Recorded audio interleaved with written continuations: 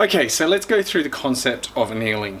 Annealing is a way of softening metal or relaxing metal so that you can play with it. You can bend it and shape it and form it the way that you want it to go.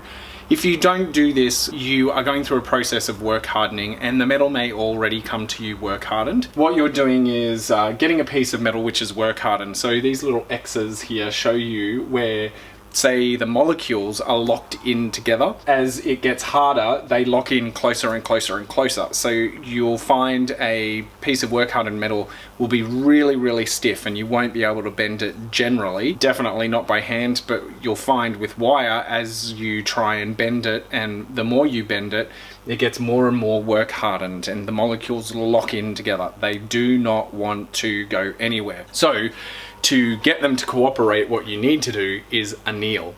And we hit it with a flame until those molecules relax. Okay, so the concept for aluminium is slightly different. What you use is either the end of a match or a piece of wood. You can use a paddle pop stick. You can also use the end of an old brush to indicate the heat for you. Let me run you through this process. Because you can't flux aluminium and put it into your acid bath, give it a gentle heat, because it will heat up at a much lower temperature. It's nice and steady with my flame, backwards and forwards. Then remove your flame and run your stick along the surface. If it doesn't leave a mark, you're not annealed as yet. So you need to build up a little bit more heat.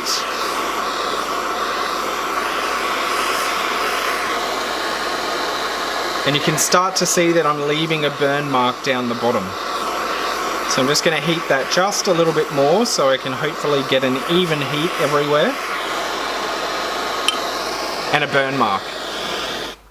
That means that that is annealed. Now all you need to do is wait for that to cool down. So you're going to let it air cool, and then you're ready to form your aluminium.